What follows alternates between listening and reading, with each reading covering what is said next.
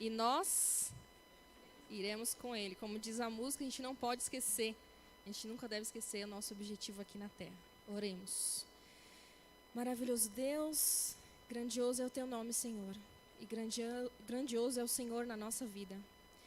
Quero pedir, Senhor, que o Senhor nos ajude a te amar. O Senhor nos ensine a te amar, Senhor. Porque em te amar, o amor vai transbordar em outras pessoas. Nos ajude a receber o teu Santo Espírito, Senhor. Nos perdoe dos nossos pecados. Afasta eles de nós, Senhor. Jogue nas profundezas. E nos ajude a ter um coração renovado segundo a tua boa vontade. Nos ajude, Senhor, a renovar o nosso caráter, para que naquele grande dia a gente possa ser escolhido para entrar e morar contigo eternamente. Em nome de Jesus. Amém. Feliz sábado a todos. Sejam bem-vindos. Temos algumas visitas aqui. Que o seu coração possa ser renovado pelo Espírito Santo hoje. E hoje vocês já estão vendo aí? Essa coisa vai ficar passando assim? Tá. Nós vamos falar sobre ansiedade. Quantos aqui acham que tem ansiedade? Levanta a mão. Quantos acham? Eu acho que eu tenho ansiedade. Para aqueles que não levantaram a mão, tem uma péssima notícia para vocês. Todos nós temos ansiedade. Todos nós temos ansiedade. Ela faz parte de nós, faz parte do nosso corpo e ela é boa. Ansiedade boa? Então por que você veio falar dela aqui pra gente? A gente vai entender um pouquinho. Mas antes da gente falar sobre a ansiedade, eu quero explicar uma coisa para vocês. A Adriana está aqui, do Ju? Foi ela que me perguntou e agora ela não está aqui. As pessoas ficam perguntando, você fala de psicanálise. Que diacho é psicanálise? Que é isso? Qual a diferença de psicologia? Qual é a diferença de psiquiatria? E eu vou explicar rapidinho para vocês. Psico é mente. Vou ensinar uma palavra chique para vocês. Os psicólogos, os psiquiatras, eles não falam mente, eles falam psique. E análise. Então, é análise da mente, análise do psique. Análise do psique. E como a gente faz isso? Eu vou explicar de uma forma bem didática para vocês. Quantos aqui lembram daquela palmeira lá de fora? Levanta a mão. Lembra da palmeira? Aí algumas pessoas, tadinha da palmeira, o que aconteceu com a palmeira? Tiraram a palmeira, cadê a palmeira? E eu vou explicar qual é a diferença de psicanálise, psicologia e psiquiatria com essa palmeira. Vamos lá. A gente vai ser bem didático, bem lúdico, e vamos supor que essa palmeira foi procurar ajuda. Ela está com alguns problemas. Ali, de longe, não dá para perceber muito, mas quem reparou, ela estava com as folhas bem amarelas, ela estava bem apertada ali, estava com algumas pontinhas pretas. Quem reparou nessa palmeira percebeu que ela não estava bem. Então, a palmeira decidiu ir no médico. Ela foi no psiquiatra, e o psiquiatra ele fez alguma análise, fez exames, e constatou, pelos sintomas dela, que ela estava, por exemplo, com falta de ferro. Um exemplo aqui. A gente poderia falar, está com ansiedade também. E aí o psiquiatra ele vai receitar um medicamento para aquela pessoa, para que possa suprir, no caso da palmeira, possa suprir a necessidade que falta. Então, isso também pode causar a folha amarela, ela estava se sentindo sufocada, estava se sentindo fraca, sem disposição. Então, o psiquiatra ele é um médico e ele vai receitar, ele vai diagnosticar, essa palmeira está com falta disso. Então, nós vamos medicar. Só que aí ela continuou com alguns sintomas. O psiquiatra também pode recomendar que seja feita uma terapia com um psicólogo. E aí a palmeira foi no psicólogo e o psicólogo olhou todo o entorno. Ele olhou o ambiente, como vocês podem perceber na imagem. Está apertado, o ambiente não cabe mais, o solo é duro, a terra não é apropriada para esse tipo de planta. Na verdade, ali é um barro, não é uma terra. E as plantas precisam de terra, com nutrientes. E é o que não tinha ali. Então, o psicólogo vai olhar o ambiente, vai olhar o entorno e vai ajudar fazendo terapia. Muitos usam o TCC, que é o cognitivo comportamental. Então, ela vai ajudar para que a palmeira faça alguns hábitos em seu dia a dia que possa melhorar esses sintomas dela.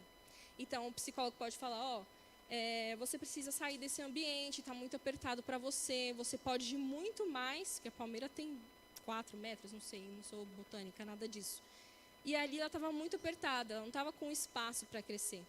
Então, o psicólogo vai ajudar com que ela consiga se enxergar como ela realmente é, como uma palmeira que precisa de espaço, que precisa de um solo adequado. E a psicanálise? Aí a Palmeira continuou.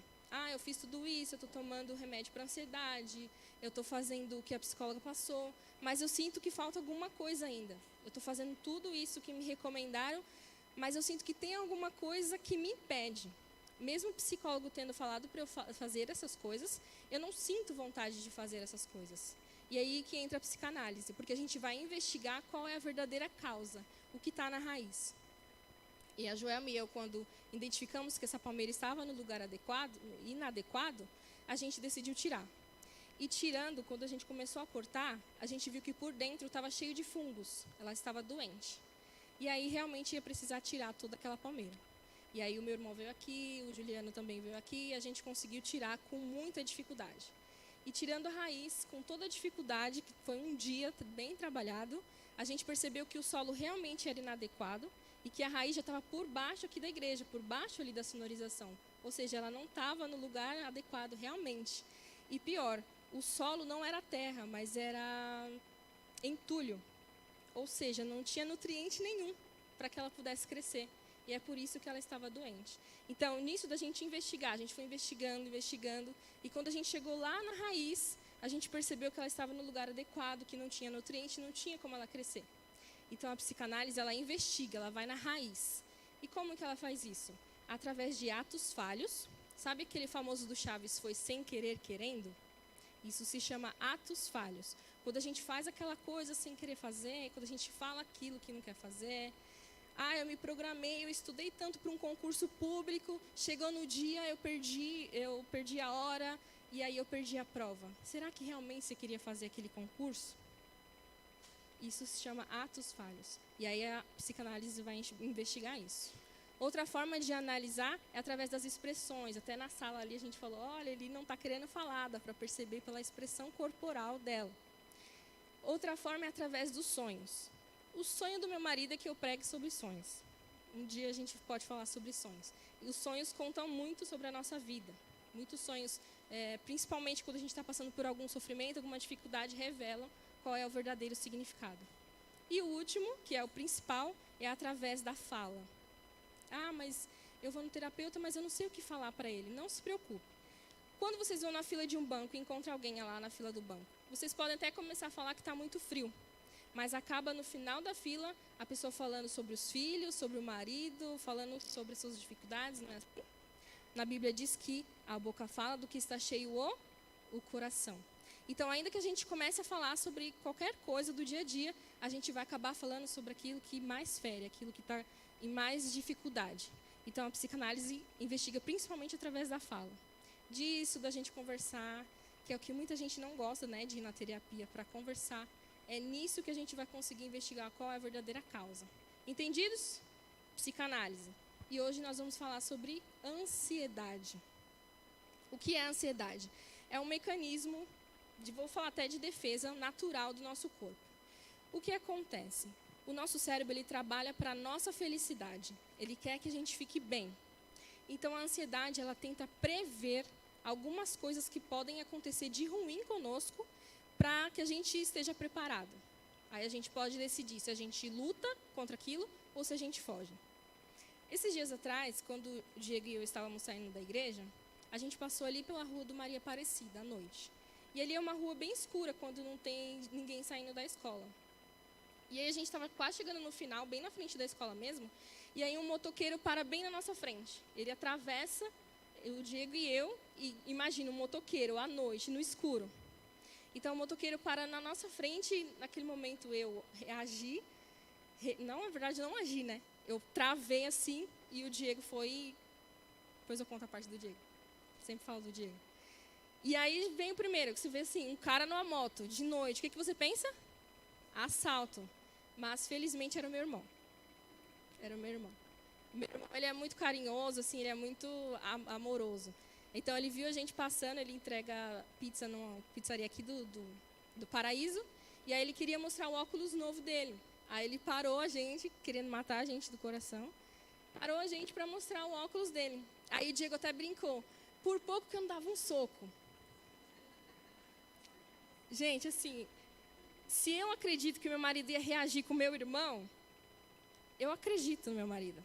As esposas precisam mentir ou acreditar em seus maridos. Sim, eu acredito que ele até baixou a cabeça. É muito. Meu irmão e meu marido, ele ia sim me proteger, ele ia enfrentar o bandido, mas a ansiedade faz isso. Porque assim, podia ser N coisas, mas a gente já presume o quê? É um assalto. E aí nosso corpo pensa assim, nosso cérebro pensa, ou você reage, ou você paralisa, ou você foge. Então a ansiedade, ela tenta prever algumas coisas para que a gente não sofra. Só que aí o que acontece? A gente faz isso demais. Demais. Eu tenho que controlar tudo, eu tenho que... E a gente vai ver com calma. Porque a ansiedade, entendemos que ela é natural. Quando o bebê está dentro do útero, ele tem todas as suas necessidades garantidas, certo? O bebê tem alimento, sim ou não? Ele tem hidratação, sim ou não? Ele tem os nutrientes, sim ou não? Tem afeto? Mas aí, a partir do momento que ele nasce, ele se vê diante da primeira angústia e a primeira ansiedade de que agora lascou. Agora eu vou ter que ou chorar ou fazer alguma coisa para que alguém me dê comida, para que alguém me limpe. O primeiro, para respirar. Então, o bebê ele já se vê na primeira ansiedade. Eu tenho que fazer alguma coisa para que eu não morra. E o bebê ele trabalha para isso, para que ele viva. Porque se ele não chora, se ele não se joga no chão, ele não vai ter as suas necessidades garantidas, certo? E a ansiedade faz isso com a gente. A gente fica tentando com que as nossas necessidades de segurança, de alimentação, sejam supridas. Só que aí, quando fica em demasia, quando é exagerado, a gente começa a sofrer de transtorno de ansiedade. Então, a ansiedade faz mal quando? Quando afeta as suas atividades, então eu não consigo mais assistir, eu não consigo mais fazer minhas atividades de casa, eu não consigo lidar com as pessoas. Quando prejudica a sua saúde, e a gente vai ver aqui alguns dos sintomas que o transtorno de ansiedade causa. Quando afeta os relacionamentos, então eu falei para a Nicole ontem, Nicole, você vai para a igreja? Sim, eu vou. Tá, eu quero falar com você amanhã. Isso é a pior coisa para fazer com ansioso, e depois que eu fui me tocar. E aí eu cheguei na recepção, ela já falou, você quer falar agora? Eu falei assim, não, depois eu falo. Então começa a afetar os relacionamentos que você não consegue mais conversar. Você fica, ai meu Deus, o que a pessoa vai falar? Quando te impede de avançar, porque você começa a ter medo das coisas. Mas se eu aceitar trabalhar nesse cargo e acontecer alguma coisa ruim, e se eu entrar nesse relacionamento e não der certo, e acaba impedindo você de avançar, de progredir na sua vida. E quando te aprisiona. E o que a gente vai fazer? Vocês já sabem que a psicanálise investiga, e é uma coisa que eu gosto muito de olhar para a infância. Então, nós vamos ver as causas primárias da ansiedade. Deixa eu só beber. Eu reclamei com o Edmilson porque da última vez ele não trouxe água de coco, mas está perdoado.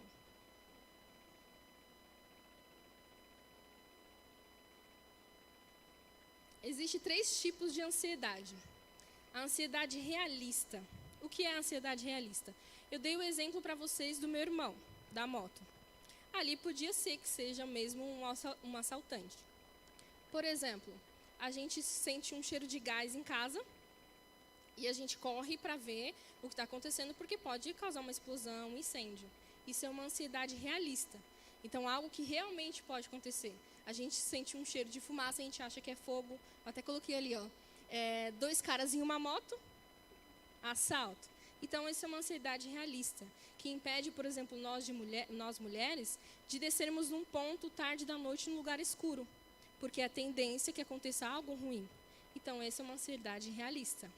A ansiedade neurótica é, por exemplo, o exemplo do gás, é quando a pessoa, mesmo ela tendo visto que fechou o gás, ela volta várias vezes lá para ver se o gás realmente está fechado. Será que eu fechei a porta mesmo? Aí a pessoa está indo para um lugar e fica o tempo inteiro pensando, nossa, mas será que eu fechei a porta? Vai entrar um bandido na minha casa? Mesmo a pessoa já tendo visto que fechou. Então, medo que os instintos escapem o controle ou que os pensamentos se realizem. O que é isso? Não sei quantos já passaram por isso. Mas, por exemplo, você está na beirada de um lugar e você fica pensando, nossa, e se eu cair daqui? Ou pior, e se eu me jogar daqui? Eu não gosto muito daquele irmão. E se o irmão, de alguma forma, descobrir que eu não gosto dele e parar de falar comigo? Então, a pessoa fica com medo que os seus pensamentos escapem e que a pessoa acaba descobrindo, alguma coisa assim. É a neurótica, quando não é muito real. E a moralista, que é a mais difícil. Medo de ser punido e faz sentir culpa se fizer o que está realmente querendo fazer. Por exemplo, eu tenho uma dificuldade de relacionamento com os meus pais, mas eu preciso cuidar dos meus pais. Esse é um exemplo. Só que eu, internamente, eu não quero cuidar dos meus pais. Eu não tenho vontade de cuidar dos meus pais. Cuidar, falando de quando é idoso, sabe? Por exemplo. Então, o seu pai, você é nova, seu pai é novo ainda, só que você já está antecipando essa angústia. Você já está antecipando isso que pode acontecer. Então, nossa, mas eu não quero cuidar. Aí você fica com aquele sofrimento. Eu devo ou não devo? Eu devo, mas eu não quero. Então, é moralista. Quando a moral diz que você deve cuidar, mas você internamente não quer cuidar. Isso também é um tipo de ansiedade. Você fica antecipando o sofrimento. E aqui, que é o transtorno de ansiedade generalizada, que é o que a gente vai conversar hoje. E as causas? Sim, eu vou trazer as crianças. Se vocês não gostam de falar sobre infância, tiozinho, tio Tico, não me chamem mais porque eu vou falar de criança. Por quê?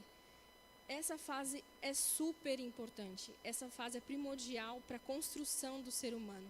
Se você quer uma sociedade saudável, se você quer uma igreja saudável, você deve cuidar das crianças. E quem são mais negligenciados? As crianças. Quem são mais desrespeitados? As crianças. Quem não deve o meu respeito de ter a minha atenção, de ter o meu cuidado? As crianças. E aí a gente sofre hoje em dia porque a gente não foi cuidado na infância. Então a gente vai ver algumas coisas que a gente passou, que a gente faz, que acaba causando ansiedade.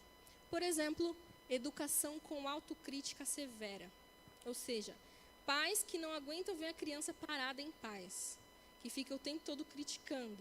Por que você fez isso? Por que você fez aquilo? A criança faz um desenho, nossa, mas você não está vendo que a sombra, o contraste, a luz, a cor não está legal? Então fica sempre criticando a criança. Tudo que a criança faz é motivo que os pais falam para aperfeiçoamento, é motivo para trazer uma punição. Então a educação com autocrítica severa, o que causa? A pessoa não esquece as suas falhas e ela é autocrítica. Então não basta eu colocar essa planta aqui, tem que ser a melhor planta que tem na floricultura. Porque as pessoas têm que ver que eu fiz o melhor e aí não tem como elas me criticarem. A criança que é criada com autocrítica severa, ela passa a vida inteira tentando mostrar para as pessoas que ela pode fazer o melhor possível. E nem sempre o melhor possível é aquilo que ela poderia fazer naquele momento. Então a pessoa fica sobrecarregada, ela se enche de cargos, ela se enche de afazeres, se enche de coisas para tentar mostrar para os pais, lá atrás, que ela é capaz. E nunca vai suprir essa necessidade que a criança passa, de tentar mostrar que ela é capaz. Outro tipo de coisa, comparação ou críticas negativas. Isso aí é muito óbvio, né? Olha lá, a criança está chorando, olha lá, fulana, tão boazinha, tão bonitinha, não está chorando, e você fica aí chorando. Olha só, a sua amiga faz inglês, faz espanhol, faz não sei o quê, e você não quer estudar? Então fica fazendo comparações sempre negativas, né? E aí cresce um adulto que com sensação de inferioridade. O do outro é sempre melhor que o meu. Eu não consigo fazer, eu não posso fazer. Eu não posso passar naquele concurso, eu não mereço aquele emprego. Sempre fica se inferiorizando. E outra coisa, baixa autoestima. Sabe, a grama do vizinho é sempre verde? A minha nunca é verde, a minha nunca é boa. Então fica com essa autocrítica severa e a baixa autoestima. Pais com pensamentos negativos. A mãe brasileira tem muito disso. Estava estudando sobre isso. De que não basta falar para a criança, olha, se você subir aí, pode ser que você caia. Então preste atenção, cuidado. Não, como que a gente fala? E eu já fiz muito isso com os meus irmãos. Você vai cair daí, você vai se machucar. E pior, eu não vou te ajudar. Ou seja, além da criança estar o tempo todo pensando que alguma coisa ruim vai acontecer, ainda ela sabe que se alguma coisa ruim acontecer, não vai ter ninguém para ajudar, para acolher. Aí cresce aquele adulto que não consegue avançar, que não tem coragem de fazer algo mais porque, não, mas e se der errado? E se eu me machucar? E se aquilo não der certo? Não, a gente já tem, né? E a gente fica assim, ai, mas é melhor eu não fazer do que eu fazer e dar errado. Por quê? Ela aprendeu desde a infância que a todo momento vai acontecer alguma coisa errada. Lá em casa era assim. A gente tinha até uma frase que minha mãe falava bastante, de que pobre nunca tem felicidade, né? Quando tem alguma coisa boa acontecendo com o pobre, pode esperar que vai acontecer alguma coisa ruim. A alegria de pobre dura pouco. E eu cresci com isso. E até no meu relacionamento com o Diego, eu ficava assim, eu falo muito do meu marido, né? É porque é paixão, gente, aí a gente fala muito. A boca fala do que está cheio o coração. E assim, a gente estava muito feliz, namorando, noivado e tudo. Eu falei assim, não, alguma hora vai dar ruim alguma coisa, não é possível, está muito bom para ser verdade. E a gente fica assim, né, a qualquer momento vai acontecer alguma coisa ruim. Graças a Deus até agora não aconteceu nada, né? Então, cria essas pessoas que ficam esperando sempre pelo pior, esperando sempre o lado negativo. Sabe aquelas pessoas que a gente conversa e tudo vai dar errado? Assim, ó, gente, vamos fazer um negócio aqui na igreja. Ah, não vai vir ninguém. Ah, os pais não vão querer ir. Ah, não vai dar certo. Sabe aquela menina da novela? Ó vida, ó céus. Sabe? Tudo é muito negativo, tudo é difícil, né? Isso faz parte da educação. Outra, julgamentos excessivos. Fica a todo momento apontando. Ah, isso aqui não está legal. Isso aqui não está legal. E eu vou ensinar vocês a analisar uma pessoa agora. Quando vocês se depararem com uma pessoa que julga demais, que tudo ela tem um apontamento. Ah, eu acho que esses ventiladores aqui deveriam ser de outra marca, e não dessa marca. E ela tem argumentos, porque da outra marca ela vai fazer mais vento, sei lá, sempre tem bons argumentos. Pessoas que julgam demais são pessoas que têm medo de ser julgada. Porque quando ela julga, ela se coloca num patamar elevado. Então ela mostra para as pessoas que ela sabe de tudo. E aí ninguém vai querer confrontar, ninguém vai querer julgar aquela pessoa. Então tudo, porque o banco não está legal, o banco tem um arranhãozinho assim, e tudo é um motivo de julgamento. São pessoas que cresceram com pais que a todo momento estavam julgando a criança. Será que você fez isso mesmo? Onde você estava? Eu estava vindo da escola e parei para... Será mesmo? Tudo é motivo de julgamento, não confia na criança. Pais com cautela excessiva. Esse aqui é difícil de falar porque muitos acham que é um cuidado. Então, cautela excessiva. A criança vai subir no banco, o pai está atrás da criança. A criança não pode ir daqui no mercado porque vai acontecer alguma coisa. Os pais transferem a ansiedade que eles têm para os filhos. Então, uma cautela excessiva, você ficar blindando a criança das dificuldades da vida, vai fazer com que ela cresça ansiosa e com medo de avançar. Ela não vai ter liberdade, ela não vai ter segurança para ir atrás, para desbravar o mundo, e ela vai sempre estar no seu pé, porque ela entende que você que vai proteger. Não tem filho que tem 40, 50 anos, não sai de casa, que fica assim na barra da mãe? A irmã confirmou assim que tem sim, tem uns filhos assim, porque ele sente que se ele sair de perto da mãe, se ele, igual a criança, né, vai subir num banco, vai acontecer alguma coisa ruim. Então eu preciso estar sempre perto da minha mãe, e aí olha a gravidade do problema. A criança não cria responsabilidade sobre as suas ações. Então, eu tenho que ir no mercado e a mãe tem que orientar. Não dá atenção para estranhos, olha os carros. Você está criando uma responsabilidade na criança sobre ela mesma. Então, ela aprende a ter responsabilidade sobre ela e pelo outro. Mas fica ali em cima da criança o tempo todo, atrás. Vai fazer isso, vai fazer aquilo. A gente cria esses adultos inseguros e ansiosos que não têm coragem de avançar. Então, cresce uma pessoa desconfiada, com medo do desconhecido e com cautela extrema. Então, algo é muito bom para mim, mas eu não faço porque eu tenho medo do que pode acontecer. Lar desarmonioso e pais negligentes. O lar desarmonioso nem tem muito o que falar, né? A criança, ela se sente amada quando ela vê que os pais se amam. Porque o que acontece? Nos primeiros anos, principalmente nos 3 primeiros anos, a criança não se vê como indivíduo. A Maitê, que vocês viram aqui, minha sobrinha, ela não se vê como Maitê. Ela se vê como Jefferson e Mona Lisa. A criança se vê como parte dos pais. Por isso que é tão sério quando há divórcio nos primeiros anos, principalmente nos 12 primeiros anos. Porque a criança sente que uma parte dela foi rompida, uma parte dela saiu. E ela se sente vazia, ela se sente a vida inteira como se estivesse faltando algo. Então, o lar desarmonioso causa na criança uma insegurança de que algo em mim falta. Tem alguma coisa em mim difícil, tem alguma coisa em mim que não está encaixando, e ela passa a vida inteira tentando preencher aquele vazio.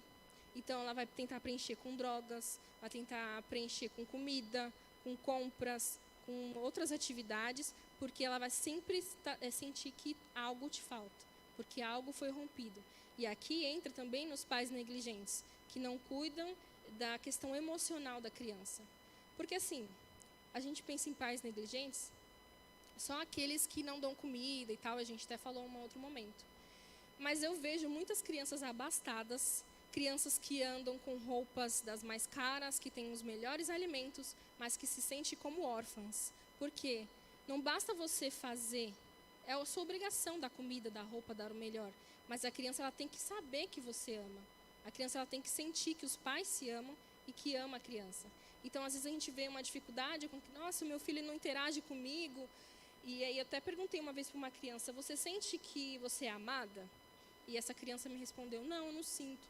E ela falou assim, mas nem pelo seu pai, pela sua mãe? Ah, eu acho que meu pai me ama, mas a minha mãe eu tenho certeza que ela não me ama. E é uma criança que é de um lar que tem de tudo. Olha a dificuldade de a gente estar num lar desse tipo. Pais críticos referentes às habilidades. A criança aprendeu a amarrar o sapato. Ah, tá bom, aprendeu a amarrar o sapato. E já quando é um amigo faz uma coisa simples. Nossa, amiga, parabéns, que Deus te abençoe. E a criança ali, na sua evolução, faz algo que para ela é grandioso e a gente não dá merecimento. E aí cresce uma pessoa que duvida das suas capacidades. Ela se vê diante de uma possibilidade, ah, não sou capaz de fazer isso. Ah, deixa que o outro irmão lá faz, porque ele já tem habilidade, ele já sabe fazer aquilo, eu não vou fazer não. Essas são umas das causas. E outras que vêm futuramente, que pode ser estresse causado por doenças, quando a pessoa tem alguma doença grave, ou eventos traumáticos. Pessoas controladoras e perfeccionistas, má alimentação e pouco cuidado com a saúde em geral. A má alimentação eu não vou falar tanto, até porque a gente já sabe muito disso. E aí no final do culto, eu fiz um material para vocês que tem algumas dicas de ansiedade, para ansiedade. E aí a Érica vai entregar para vocês. A má alimentação a gente já sabe bastante sobre isso. Mas, principalmente, pessoas controladoras e perfeccionistas. Por quê? Lembra que a ansiedade, ela tenta prever os acontecimentos para que a gente não sofra com eles? Então, a pessoa perfeccionista tenta controlar tudo, ela quer estar envolvida em tudo, ela quer estar envolvida em todos os cargos, em todas as tarefas, em todas as posições. Por quê? Se ela estiver no controle de tudo, nada vai dar errado. Ela já sabe o que vai acontecer. Então, se eu controlar os meus filhos, se eu controlar o meu marido, se eu controlar tudo, nada vai me pegar de surpresa. Então, eu não vou sofrer com a ansiedade. Eu vou estar sob o controle das coisas. Mas quem consegue estar a todo momento sob o controle das coisas? Aí que a gente fica cansado, aí que a gente fica estressado, aí que a gente não consegue lidar com os nossos problemas. E pouco cuidado com a saúde em geral, vocês também já sabem muito bem sobre isso. Eu falei para vocês que a ansiedade é uma sensação de que tudo vai dar errado, mesmo não tendo nada. Até eu estava numa outra igreja e a menina estava falando, quando eu preguei sobre isso, a menina estava falando assim, hoje eu tenho uma formatura e eu estou muito ansiosa, mas eu sei que não há motivo para eu ficar ansiosa, não há motivo para eu ter medo, é só uma formatura, mas eu estou sentindo uma apreensão muito grande, um sufocamento. A ansiedade faz isso com a gente se sente sufocado, mesmo sabendo que não tem nada, porque é fácil falar, é por isso, é por aquilo. Mas a gente que já passou sabe que você sente que, nossa, uma hora eu vou sofrer um infarto, alguma coisa vai acontecer. Então você fica com aquela apreensão, com aquela sensação de que alguma coisa vai dar errado. E não é algo que se controla. Teve uma vez que eu tive uma crise de ansiedade, e aí meu marido falou assim, calma, sossega, né? Mas não é uma coisa que você controla, você não consegue falar assim, tá, eu tenho que explicar para o meu cérebro que eu preciso respirar. Você simplesmente fica sem falta de ar. Não é uma coisa que você controla. E aqui os sintomas, que eu sei que muitas pessoas vão se identificar. Preocupação excessiva e inquietação. A pessoa não consegue parar, está todo momento, sabe aquelas pessoas, eu estou preocupada com isso. A borracha caiu no chão, nossa, estou tão preocupada com a borracha, que a borracha caiu no chão. Tudo é motivo de preocupação. Síndrome das pernas inquietas. Quem bate as pernas? Quem bate as pernas? Pois é, síndrome das pernas inquietas. A pessoa não consegue ficar parada. Lembra da inquietação? Por quê? A ansiedade, ela não é o excesso de futuro. Eu estou tentando prever.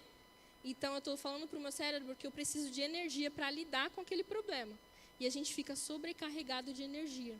Então, se eu fico apertando aqui, se eu fico mordendo a caneta, se eu fico batendo a perna, é uma forma de liberar essa energia. Irritabilidade e falta de concentração.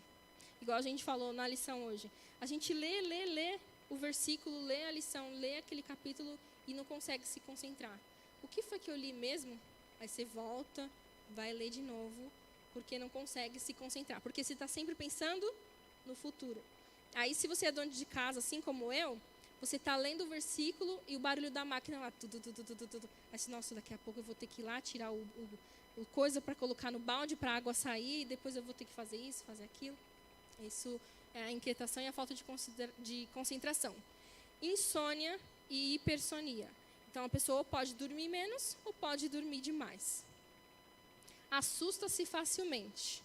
E aqui eu vou até deixar uma dica para o meu esposo. Eu falo muito do meu esposo, vocês vão ter que aguentar.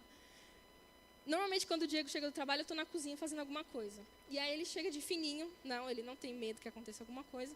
Chega de fininho e me assusta. Ele costuma fazer isso. E é só que o ansioso, ele se assusta facilmente. Por quê? Lembra da mãe que fica toda hora no momento, você vai cair, cuidado com isso. Aí a criança fica toda hora assim. Então, qualquer coisinha, pode ser um alfinete que cai no chão, a gente se assusta. Porque a gente acha que a qualquer momento alguma coisa de ruim vai acontecer. Então, assusta-se facilmente. Tensão muscular. Deixa eu ver aqui uma coisa com vocês. Quem aqui está com o ombro puxado assim para cima, nesse momento? Vocês vão lutar com alguém? Vocês estão se preparando para lutar com alguém? Porque a ansiedade, lembra? Ou eu luto, ou eu fujo. Então, a gente fica todo momento assim, ó. Algum momento a Vitória vai tacar aquele microfone na minha cabeça. Então, eu preciso estar alerta. Relaxa. Todo mundo, vai, solta o ombro aí. Relaxa, calma. Não vai acontecer nada. Se entrar algum doido aqui, o tiozinho, ele luta jiu-jitsu. E ele vai defender a gente. Podem ficar despreocupados. O tiozinho está bem na porta ali. Então, pode relaxar. Calma, sossega, não vai acontecer nada com a gente. Pela graça de Deus, não vai acontecer nada. Dores de cabeça. Por quê? Você está todo momento pensando, o cérebro não para, você está com os nervos tudo, vou fugir, vou sair correndo, vou bater em alguém, coitado dos maridos nesse momento, né? Você fica toda hora ali. Então, vai dar dor de cabeça, é inevitável. Então, suor excessivo, náuseas, porque você fica ali remoendo aquelas coisas e pensando demais. Então, fica com náuseas, fadiga, extremamente cansado. Claro, você pode estar parado o dia inteiro, mas o seu cérebro não para. Então, você também não para. Então, você fica cansado porque você está trabalhando a todo momento. Tremores, sabe? A pessoa pergunta assim para você, você está bem? Aí você responde, sim, eu estou bem. Mas o seu olho? Piscando. Do nada começa a piscar, começa a tremer, até do corpo, assim. E até dormências também, tanto nos pés quanto nas mãos. Porque você está com excesso de energia e espasmo. Sabe quando dá aqueles espasmos do nada? É porque como o seu músculo está contraído a todo momento, uma hora ele precisa relaxar, certo? E aí fica dando esses espasmos assim. Esses são os sintomas mais comuns. E tem esses que não parecem, mas que é. Eu não vou explicar, porque eu nem sei onde está o tempo, mas vocês vão saber muito bem. Roer as unhas, quem que rói as unhas? Roer as unhas. Foi eu que tirei? Morder os lábios e bochechas. Vontade de defecar e urinar. A pessoa sai correndo para fazer xixi porque, nossa, quando eu sei que eu estou com vontade de fazer xixi, já está na hora de ir naquele momento. Nó na garganta. Você fica com aquela sensação de que tem um papel, alguma coisa enganchada na garganta. Porque como você quer falar, você quer se expressar, lembra que a boca fala do que está cheio o coração? Então fica aquela coisa assim, obrigado, Deus te abençoe. Então fica aquela sensação na garganta, boca seca. Eu estou com a boca seca agora, mas é porque eu falo demais mesmo.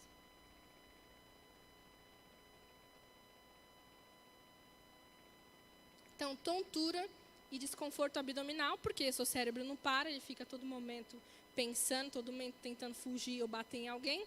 Então, você vai ter a tontura e desconforto abdominal. Acordar a noite inteira. Não é normal a gente acordar a noite inteira. O correto é a gente dormir e acordar, porque a gente interrompe o sono e aí não tem mais sono de qualidade. Ou seja, a gente não descansa. Quando você acorda durante a noite, já era o seu sono. Então, você vai passar o dia inteiro cansado, o dia inteiro preocupado. Confusão mental o Edmilson, eu ia usar o meu exemplo, mas eu vou usar o seu. O Edmilson saiu da igreja hoje de manhã e parou para falar com alguém. E aí ele parou assim na minha frente e falou assim, o que eu ia fazer? E aí o Edmilson, hoje, eu vim aqui fora para fazer alguma coisa e não estou lembrando o que eu ia fazer. Eu falei assim, Edmilson, eu vou falar sobre isso hoje. Ele, tá, eu ia falar com o Zé. Resolveu? Resolveu.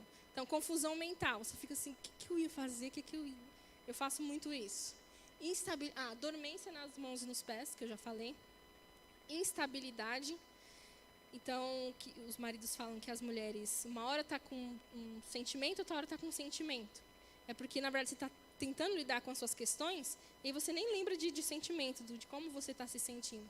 Então, você está feliz e aí vem a ansiedade do nada, você fica triste, você fica desapontado, você fica estressada. Isso é ansiedade. Evitar contato visual com as pessoas. Vocês já conversaram com gente que não olha no olho? É muito ruim, né? Eu tenho dificuldade. Porque a pessoa fica com medo de ser julgada, ela fica com medo da pessoa ver alguma coisa, de apontar, então ela tem dificuldade de olhar nos olhos. Dificuldade de engolir, porque está com aquela sensação de nó na garganta, dores musculares e falta de memória.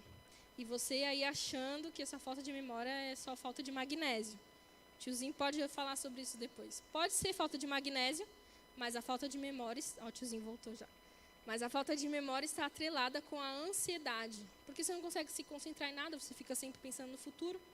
Então, não vai guardar nada naquele momento. E aqui os sintomas que não parecem, mas sumiços, urgências. Você manda mensagem no grupo da igreja, você fica olhando toda hora para ver se as pessoas responderam. Por que não me respondeu? Será que eu falei alguma coisa errada? Então, fica com essa sensação de urgência. Então, compulsões. Come demais, bebe demais, compra demais, porque lembra que eu sinto uma falta grande e eu fico tentando preencher. Exclusão, a pessoa sai dos ambientes ou não quer se relacionar com as pessoas, fica sempre dentro de casa, não quer participar de eventos. Então, exclusão. Postergação, que é isso? A gente sempre deixar as coisas para depois. Por quê? É melhor eu não fazer do que eu fazer e dar errado. Então, é melhor eu deixar para depois, aí fica com aquela sensação de que eu tenho que fazer, mas não faz, com medo do fracasso. Receio com datas, por exemplo, aconteceu um evento naquela data, a morte de alguém, vamos supor. E aí você fica pensando naquela data e quando vai chegando o aniversário, a pessoa sofre, fica angustiada por causa dessa data.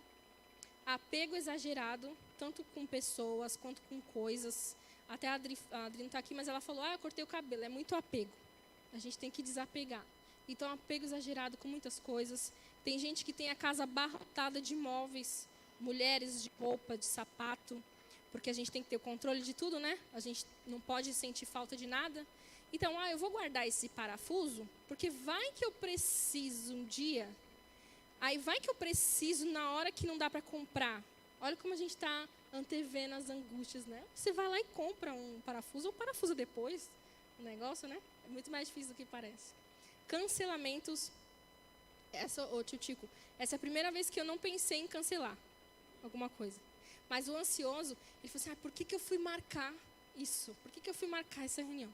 Para que eu fui marcar de cantar? Para que eu fui fazer isso? Porque ele fica com medo do que vai acontecer. Eu não sei o que vai acontecer. Então, é melhor eu cancelar do que eu ficar com essa angústia. Então, necessidade de ficar sozinho, porque a confusão dentro da cabeça do ansioso é tão grande que tem hora que ele precisa ficar sozinho para tentar dar uma controlada. Então, se eu ficar sozinho, eu não tenho que falar com ninguém, não tenho que dar satisfação para ninguém, e aí eu consigo controlar um pouco os meus pensamentos. Impaciência e a timidez também está atrelada com a ansiedade, porque você não quer se relacionar com o outro para que você não sofra com o outro, certo? E aqui as complicações que eu falei para vocês. Por quê? O que tem a ver o corpo com a mente? Muitas das doenças que nós temos, que nós passamos, está atrelada com a nossa saúde mental. A mente doente causa muitas doenças no corpo. Então, o corpo ele sempre dá sinais de que algo não vai bem. E muitas doenças que a gente investiga, a gente vai atrás, a gente faz exames. Não tem motivo para eu estar com essa doença. Pode ser alguma angústia, pode ser alguma coisa que você está guardando demais. Então, a gente precisa investigar. E essas são uma das complicações da ansiedade. Úlceras, lembra que a gente falou do estômago lá, do problema no estômago? Gastrite, eu tinha muita gastrite nervosa, tinha que ir para o médico e tudo. Colite, ou seja, todas as inflamações, né? Alergias de pele, síndrome do pânico e depressão. Eu falei até da última vez que eu preguei aqui, começa de forma simples, começa com uma simples dor de cabeça, e aí você não resolve, e aí vai evoluindo. O corpo ele faz assim, você não vai cuidar disso não? Você não vai cuidar desse trauma? Você vai cuidar então de outras coisas. Se não vai por bem, vai por mal. E aí começa a aparecer no corpo. Depois que eu casei, eu comecei a ter várias, não foi culpa do meu marido, tá? Eu comecei a ter várias manchas na pele, que coçava muito. E eram uns vermelhões mesmo. Aí fiz vários exames, fiz várias coisas e não tinha motivos.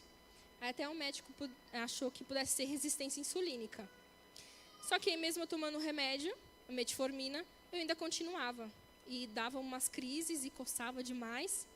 E aí quando eu comecei a fazer terapia, aí nunca mais apareceu esses problemas. Porque eu consegui descobrir que era a transição, que era o deixar a família, que era viver uma vida nova, o medo do desconhecido, lembra? Então estava agindo na minha pele. E aí, depois que eu comecei a fazer terapia, sumiu, nunca mais apareceu. Eu tomo metformina por outros motivos e nunca mais apareceu essas questões da pele. E aí vai se complicando e a gente precisa cuidar. E aqui, como podemos evitar, também vai estar as dicas aqui nesse folheto que eu vou entregar no final. Então, adotar uma rotina de exercícios, porque lembra que a gente fica com excesso de energia? Logo, quando a gente faz exercício, a gente joga a energia embora. Buscar medidas de relaxamento, como a meditação. Isso vem da psicanálise, da psicologia. Mas o simples fato de você parar, orar, respirar, já ajuda muito. Porque você está tendo um momento a sós. Porque quando você fala com Deus, você está falando, na verdade, consigo mesmo, né? Você está parando para se ouvir. Realizar exercícios de respiração. Inserir as atividades prazerosas. Tem gente que só trabalha. E aqui eu estou falando, para nós que somos donas de casa, não ache que você não trabalha, tá? O seu trabalho de casa é um trabalho. Não se diminua, tá? Mas eu não tenho porquê, porque eu não trabalho. Você trabalha mais do que muitas pessoas que estão fora de casa. Então, não se diminua. E a gente precisa adotar coisas prazerosas. Eu gosto de assistir uma série. Então, assista uma série. Tenha seu momento também. Reduzir o consumo de substâncias estimulantes como cafeína. Obviamente. Mas eu peguei isso daqui, não foi de fontes da Igreja Adventista. É de fontes seculares. E está falando isso. Organizar-se e planejar o dia com antecedência. Muitos podem não saber, mas Ellen White mesmo fala que antes de dormir, nós devemos ter uma agendinha do nosso lado e ali anotar as coisas que a gente precisa fazer no dia seguinte. Por quê? O nosso cérebro é muito inteligente, é fantástico, é uma coisa assim de Deus mesmo. E ele serve como uma agenda. Sabe a agenda do celular? O cérebro ele tenta nos ajudar para que a gente não esqueça dos nossos compromissos. É por isso que a gente fica lembrando toda hora aquelas coisas. Então, quando você anota o que você tem para fazer, você dá um descanso para o seu cérebro. Porque ele entende assim, ele anotou, então não tem como esquecer, certo? E aí agora eu posso relaxar e posso dormir em paz. E aí de manhã você revisa aquela lista, revisa as suas atividades e vê o que vai realmente fazer. Não se cobrar tanto, como eu até falei aqui para as donas de casa, mas para os homens também. Não se cobrar tanto, porque lembra que a gente precisa mostrar que a gente é o melhor e a gente fica com medo da crítica, a gente tem que sempre fazer o melhor. Calma, relaxa, ninguém aqui está cobrando nada. Então, se cobrar menos em relação às coisas. Ellen White fala que a gente deve se preocupar em fazer os deveres de hoje da melhor forma, de forma fiel. Então, se eu cumprir bem os deveres de hoje, aí eu vou estar pronto para os deveres de amanhã. Então, se eu tenho que limpar a minha casa hoje, eu vou fazer a melhor limpeza da minha casa hoje. Não importa se é amanhã que eu vou lavar a roupa. Amanhã tem o seu próprio mal. Então, importa é o hoje. Se eu preciso fazer isso hoje, eu vou fazer o melhor hoje. E busque ajuda psicológica. Obviamente, né? Porque o profissional ele vai te ajudar, vai te orientar e ele vai te ajudar a chegar na verdadeira causa. Mas aí você pode falar para mim assim, eu faço tudo isso aí, Eu faço exercício, eu me alimento bem, faço terapia, eu tive uma infância relativamente boa e eu ainda tenho ansiedade. Essa semana, morreu uma irmã que era aqui da igreja do Vila Isabel, a Eva. Ela morreu com um problema no pulmão e ela nem sabia que estava com esse problema. E aí eu estava conversando com uma irmã que foi que me falou isso e ela disse assim, ela era tão natureba, como é que vai acontecer isso, né? E a gente faz tudo normal, tudo certinho.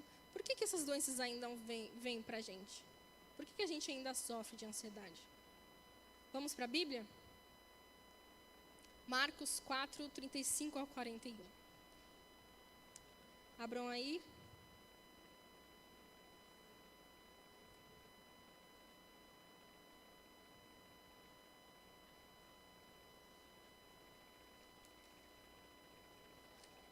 Eu gosto do livro de Marcos porque ele é muito detalhista, assim como eu.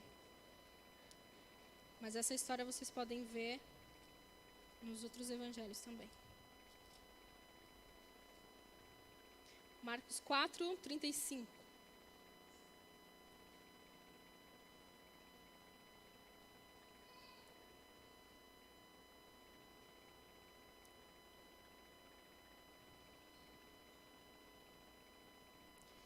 Certo? 35. Naquele dia, sendo já tarde, disse-lhe Jesus, passemos para a outra margem. E eles, despedindo a multidão, o levaram assim como estava, no barco. E outros barcos o seguiam. Ora, levantou-se grande temporal de vento. Prestem atenção que é vento. E as ondas se arremessavam contra o barco, de modo que o mesmo já estava a encher-se de água. E Jesus estava na popa, dormindo suave sobre o travesseiro. E eles despertaram e lhe disseram, Mestre, não te importas que pereçamos? E ele, despertando, repreendeu o vento e disse ao mar, acalma-te, emudece. O vento se aquietou e fez-se grande bonança. 40. Então lhes disse, por que sois assim tímidos? Como é que não tendes fé? E eles, possuídos de grande temor, diziam uns aos outros, quem é este que até o vento e o mar lhe obedecem? Porque a gente vê assim, eu faço tudo certo, eu faço tudo isso aí, eu cuido da minha alimentação, eu cuido do meu estilo de vida, mas ainda passo por grande ansiedade, passo por grandes dificuldades. Aqui os discípulos estavam indo para um outro lugar, estavam indo cumprir uma missão, e aí acontece uma grande tempestade de vento. Esse mar, que na verdade é um rio, ele fica no meio de duas montanhas. Então a circulação de ar por essas montanhas é muito grande. E aqui é uma tempestade de vento, não é de água, é de vento. Eu até procurei o vídeo, mas eu não achei. Então é algo que os discípulos não estavam nem conseguindo ver o que era. Mas eles estavam sendo jogados para lá e para cá, no vento. E naquele desespero, naquele medo de que o pior pudesse acontecer, eles lembram que quem estava no barco? Jesus. E Jesus estava dormindo sobre o travesseiro. Jesus estava tranquilo. Olha, eu conheço pessoas que têm dificuldade para acordar. Eu tenho um irmão assim, que toca uma campainha, sacode e ele não acorda. Mas Jesus, no meio de uma tempestade, o barco sendo jogado para lá e para cá, ele estava dormindo sossegado. Por que isso acontece? Nós vamos passar por muitas dificuldades. Nós vamos passar por muitas ansiedades ainda. Nós estamos em um meio político, e eu não estou falando de política, estou falando de política no sentido de partidário. Estou falando de política à sociedade, que a gente não sabe se vai conseguir comprar comida. Eu vou no mercado toda semana, e toda semana o preço está diferente. E me dá uma tristeza quando eu vou no mercado. Meu marido e eu detestamos ir no mercado. Porque dá uma tristeza, porque se a gente que tem pouco já não consegue comprar o que queria comprar, imagine quem não tem nem isso. Então a gente já fica com essa ansiedade. Será que eu vou continuar conseguindo alimentar os meus filhos? Será que você, assim como eu, que paga aluguel, será que a gente vai continuar pagando aluguel? Será que a gente vai continuar dando conta das contas? Será que o meu filho ou meu marido que está doente, que está com dificuldades, será que ele vai se entregar a Deus?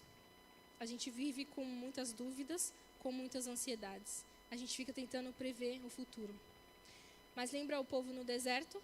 Eles estavam no caminho, eles estavam naquela tribulação, mas Jesus garantiu, Deus garantiu todas as necessidades básicas que eles precisavam.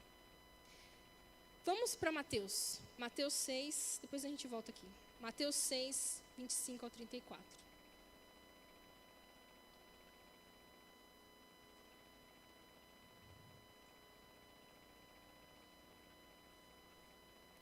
Já vou lendo. Por isso vos digo, não andeis ansiosos pela vossa vida, quanto ao que haveis de comer ou beber, nem pelo vosso corpo, quanto ao que haveis de vestir. Não é a vida mais que o alimento, e o corpo mais que as vestes? Observai as aves do céu, não semeiam, não colhem, nem ajuntam em celeiros. Contudo, vosso Pai Celeste as sustenta. Porventura, vocês não valem mais do que as aves? Qual de vós, por ansioso que esteja, pode acrescentar um côvado ao curso da sua vida? E por que andais ansiosos quanto ao vestuário? Considerai como crescem os lírios do campo. Eles não trabalham e nem fiam. Eu, contudo, vos afirmo que nem Salomão, em toda a sua glória, se vestiu como qualquer deles. Ora, se Deus veste assim a erva do campo, que hoje existe, amanhã lançada ao forno, quanto mais a vocês, homens de pequena fé. Portanto, não vos inquieteis dizendo, que vamos comer, o que vamos beber, o que vamos nos vestir? Porque os gentios é que se preocupam com todas essas coisas. Pois o vosso Pai Celeste sabe tudo o que vocês sabem, vosso Pai Celeste sabe que necessitais de todas elas. Buscai, pois, em primeiro lugar, o reino de Deus e todas essas coisas vos serão acrescentadas. Portanto, não vos inquieteis com o dia de amanhã, pois o amanhã trará aos seus cuidados. Basta cada dia o seu próprio mal. Durante a travessia do deserto, Deus garantiu as necessidades. Eles tinham comida, sim ou não? Eles tinham água, sim ou não? Eles tinham calor, eles tinham sombra. As dificuldades da vida vão vir, mas muitas vezes a gente antecipa, porque a gente não confia no Jesus que está dentro do barco. A gente não confia em Deus. Deus, Ele já falou na sua palavra que Ele vai garantir as nossas necessidades. Ele vai garantir o pão, Ele vai garantir o alimento, Ele vai garantir a segurança. Então a gente não precisa se preocupar com isso. A única preocupação que a gente deve ter, que é o nosso principal objetivo aqui na Terra, é aperfeiçoar o nosso caráter como o caráter de Cristo. Para que a gente possa herdar o reino dos céus, a gente possa parecer mais com Jesus. Por quê? Quando a gente fica tentando anteceder essas dificuldades, nós estamos desonrando a Deus. Ellen White fala que é um certo tipo de pecado. Por quê? Quando a gente se preocupa com as dificuldades que Deus já garantiu que a gente vai ter, nós estamos tentando tomar o lugar de Deus. Sabe o seu filho, quando ele fica pedindo coisa para outras pessoas, quando você tem em casa?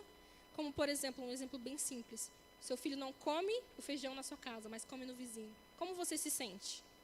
Então, Deus, Ele já garantiu que as suas necessidades vão supridas. Ele já garantiu que você vai ter paz. Mas a gente fica tentando suprir de outras formas.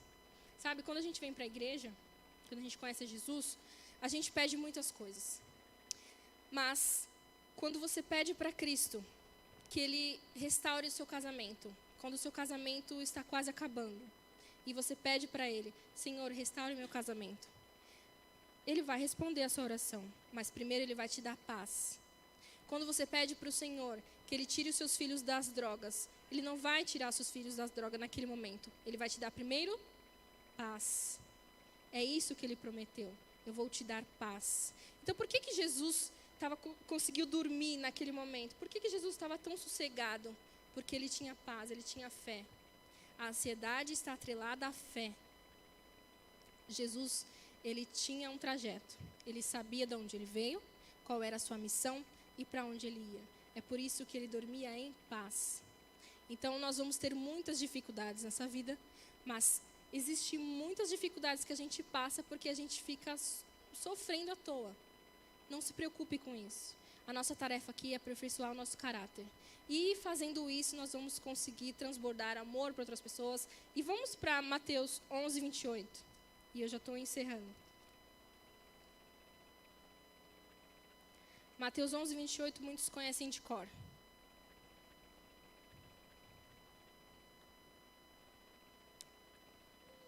Mateus 11, 28 diz assim: Vinde a mim, todos os que estáis cansados e sobrecarregados, e eu vos... Tomai sobre vós o meu jugo, e aprendei de mim, porque eu sou manso e humilde de coração, e achareis descanso para a vossa alma, porque o meu jugo é suave e o meu fardo é leve. Vocês sabem o que é o jugo que coloca nas costas dos animais para abrir a terra, para a plantação? Mas o que é o jugo de Jesus? O que é esse jugo de Jesus? É a lei. O jugo é a lei de Deus. Então, a nossa única preocupação deveria ser guardar a lei de Deus, guardar os mandamentos. E guardando os mandamentos, nós teremos paz e nós teremos todas as nossas necessidades garantidas. O Senhor vai suprir as suas necessidades. O Senhor, Ele se preocupa com cada coisa da sua vida. Jesus, Ele morreu por você, Ele não vai se preocupar com as coisas mínimas. Você sabe que o Pai não sabe que você precisa comer, que você precisa estudar, que você precisa pagar as suas contas? Ele fala assim: ei, dá o seu jugo para mim, traz as suas preocupações para mim e pega a minha, que é leve. Eu sou manso, eu sou humilde e o meu fardo é leve. A única coisa que Jesus pede: dá o seu fardo para mim, deixa eu cuidar, põe aqui nas costas do Pai, deixa que eu cuido e pegue o meu, que é leve. A única preocupação que a gente deve ter agora é guardar os mandamentos. E guardando os mandamentos, nós conseguiremos fazer o bem para as outras pessoas. Nós conseguiremos renovar o nosso caráter como o caráter de Cristo e, consequentemente, nós vamos herdar o reino dos céus. A nossa única preocupação aqui deve ser fazer o melhor para Cristo e se entregar a Ele. É só isso que Ele pede. Os discípulos estavam com Jesus dentro do barco e estavam gritando para lá e para cá. Eles não lembravam de que o Deus do mar estava ali. Mas Jesus foi acordado, se levantou e acalmou aquele mar. E é isso que Ele fala. Nós cantamos: sossegai, sossega, acalma. Tem um Pai cuidando de você. Tem um Pai preocupado com as suas dificuldades. Tem um Pai cuidando das suas aflições. E nós devemos viver em paz. O povo de Deus é um povo que tem paz. Mesmo diante das dificuldades, eu estou passando, o mundo está caindo, mas eu estou em paz. E esse texto de Ellen White diz assim: se educássemos nossa alma em ter mais fé, mais amor, maior paciência, mais perfeita confiança em nosso Pai Celestial, teríamos mais paz e felicidade ao atravessar os conflitos da vida. Olha só, o Senhor não se agrada de que fiquemos impacientes e ansiosos e deixemos os braços de Jesus. É Ele a única fonte de toda graça, o cumprimento de toda promessa e a realização de todas as bênçãos. E ela também diz que o povo que confia em Deus não vai ter nada parecido com o fracasso. Porque o que está reservado para nós, irmãos, não são bênçãos terrestres, não são coisas aqui deste mundo, mas é um bem celestial, é uma paz eterna, é uma liberdade eterna que nos aguarda. Então, ainda que os seus planos, os seus desejos não sejam realizados aqui na terra, não se preocupe, porque você não está aqui para isso. Você não está aqui para ter o carro do ano, você não está aqui para ter a melhor graduação. A preocupação maior é: eu vou ser achado justo diante de Deus? Eu vou conseguir entrar nas mansões celestiais? Eu vou passar a eternidade com Jesus? É isso que importa. Vou convidar o irmão para cantar.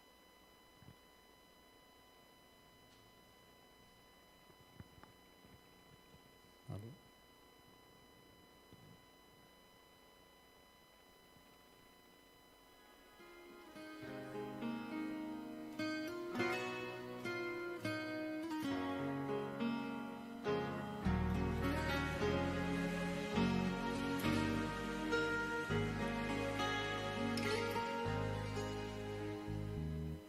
Dia em desespero,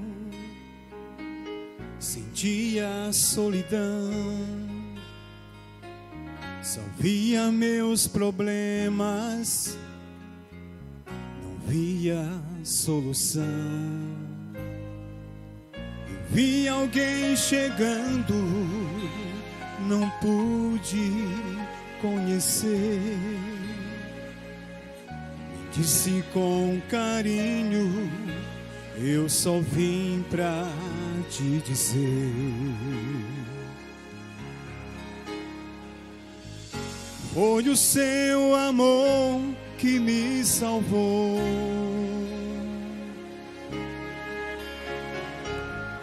Não sabia onde você me ensinou, e o meu coração mudou. Jesus me transformou. Foi o seu amor que me salvou.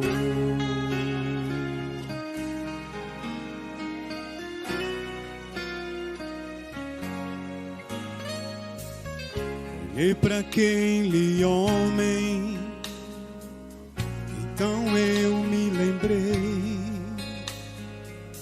daquele rosto triste que um dia eu ajudei. Fiquei emocionado, com vontade de chorar, ver que o homem que eu salvei, Deus mandou pra me salvar. Foi o seu amor que me salvou. Não sabia onde você me ensinou, e o meu coração mudou. Jesus me transformou. Foi o seu amor que me salvou. Um dia um homem veio aqui morrer pra me salvar. Se eu quiser o seu poder, preciso ter o amor, seu amor.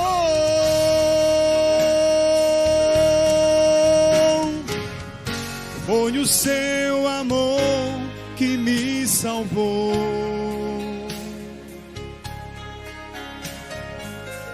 Não sabia onde você me ensinou, e o meu coração mudou. Jesus me transformou. Foi o seu amor. Foi o seu amor. Foi o seu amor que me salvou.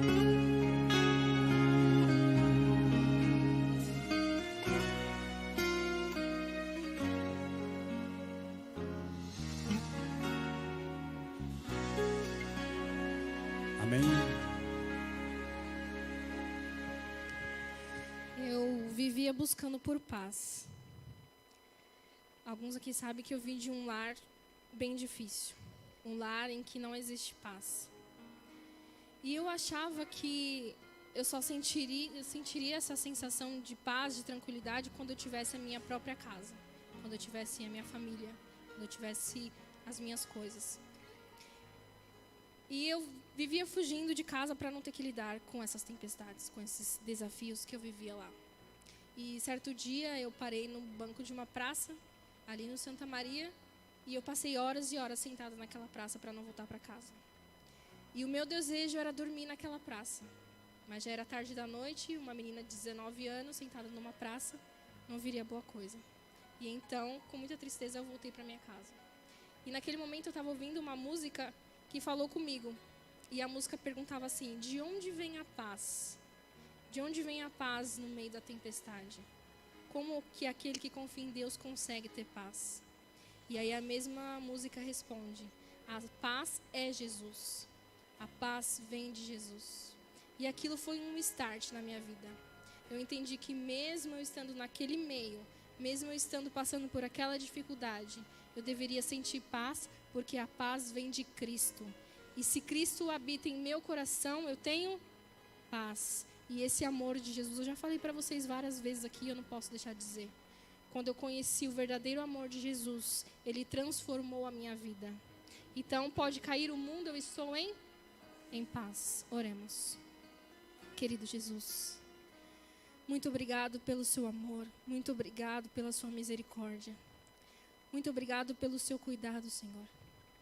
Nos ajude todo dia a nos lembrar de tudo que o Senhor fez na nossa vida. E nos ajude, Senhor, a confiar que mesmo no meio das dificuldades, mesmo no meio das aflições, nós temos um Pai cuidando de nós.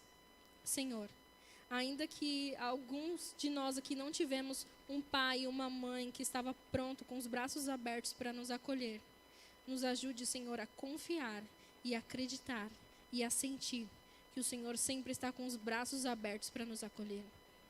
Nos dê a sua santa paz, Senhor. Essa paz que só vem com o teu Santo Espírito. Nos batiza, Senhor, com o teu Santo Espírito e nos ajude a fazer o melhor para ti, Senhor.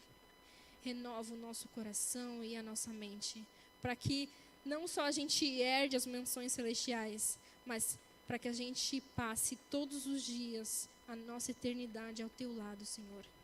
Nos ensine a te amar, Senhor, todos os dias da nossa vida e nos permita fazer parte daquele povo que vai estar naquele grande dia cantando hosana ao Senhor dos céus. Nos ajude, Senhor, a estar ao teu lado. Em nome de Jesus. Amém.